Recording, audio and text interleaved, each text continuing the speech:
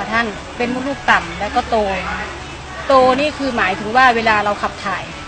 มันจะออกมาเสียดสีกับมดลูกของเราใช่ไหมคะครับแล้วจะเจ็บทรมานมากเลยคือในช่วงที่เวลาเราจะมีประจำเดือน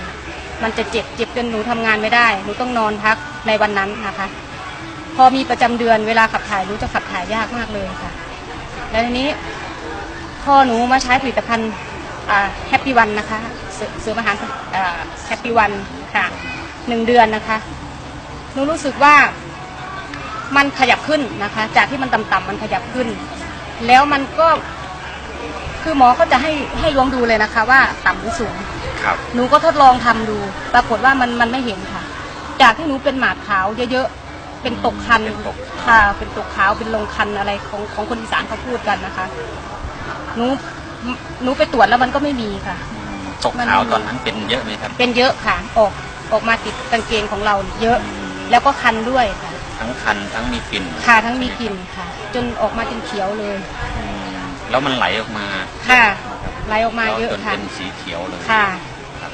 แล้วทีนี้พอหนูทานค่ะ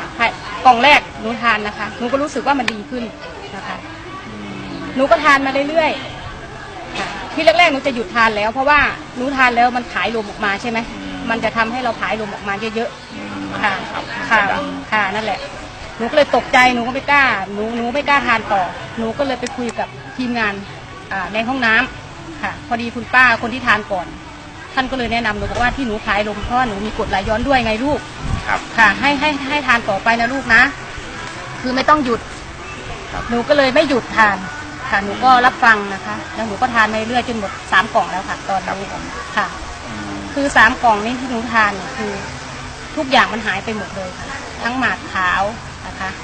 แล้วก็ที่หนักค่ะหนักมากค่ะหายไปคันก็ไม่คันค่ะ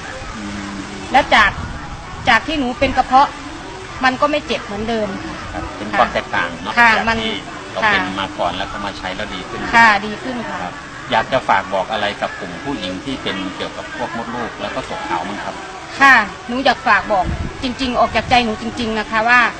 ถ้าทุกท่านมีสุขภาพเหมือนหนูเป็นเหมือนหนูนะคะที่ขับถ่ายยากๆออกมาแล้วมันมาเจ็บตรงมดลูกของเรานะคะตรงปีกมดลูกแล้วก็สันหลังนะคะที่เจ็บที่เป็นอยู่ตอนนี้หนูอยากแนะนำว่าหนูอยากให้ทานเสริมอาหารของแฮปปี้วันนะคะหนูอยากให้ทานนะคะอยากให้ทดลองดูชัดเจนมันชัดเจนค่ะสำหรับหนูมันตอบรับมากเลยแล้วหนูก็กินใจด้วยแล้วหนูก็ตัดสินใจทั้งเป็น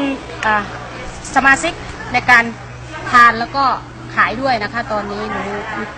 หนูตอบโจทย์มากเลยค่ะในโรคที่หนูเป็นนะคะทั้งมึนชาที่มือค่ะมึนชาที่มือจากการที่หนูขับรถมอเตอร์ไซค์ไม่ได้นะคะตอนนี้หนูขับรถได้แต่ก่อนหนูขับแค่กิโลเดียวหนูมึนชาไปหมดเลยไอ้ตามมือเนี่ยครับเราต้องได้แกะด้วยนะค่ะไม่มีความรู้สึกค่ะหลังจากที่หนูใช้ผลิตภัณฑ์นี้กล่องเดียวแค่นั้นแหละค่ะหนูขับรถระยะทาง30 กิโลไปกลับ60 กิโลมันไม่เป็นอะไรเลยค่ะหนูสามารถ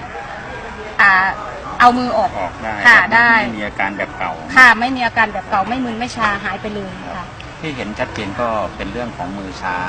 ชาแล้วก็เรื่องของมดลูกนะครับจากอาการที่หนักมากนะครับอันนี้ก็ถือว่าเห็นผลนะครับเห็นผลค่ะมั่นใจกับแฮปปี้วันเราขนาดไหนครับค่ะ100%ค่ะหนูกล้าเอาคอประกันเลยค่ะตัวนี้นี่คือความมั่นใจของคุณอะไรนะครับจิรวรรณบุตรศรีจิรวรรณบุตรศรีซึ่งท่านได้ใช้แล้วก็มั่นใจฝากบอกให้คนที่กำลังชมเราอยู่นะครับว่าให้ใช้แฮปปี้วันเรายังไงครับก็คืออยากให้ทานนะคะอยากให้เอาไปใช้ลองดูนะคะถ้าใครที่ยังไม่เชื่อหนูก็อยากให้เชื่อดูเพราะว่าหนูเนี่ยคือมันตอบโจทย์แล้วได้ทั้งร่างกายค่ะเคยใช้หลายๆยี่ห้อมาใช่ไหมครับค่ะใช่ค่ะทุกสิ่งอย่างมาหนูซื้อทานหมดค่ะหนูอยากทดลองเพราะว่าหนูอยากได้สุขภาพที่ดีใช่ไหมคะหนูก็อยากรักษาด้วยมันเจ็บมันทรมานค่ะค่ะเกือบ20 ปีค่ะที่หนูทร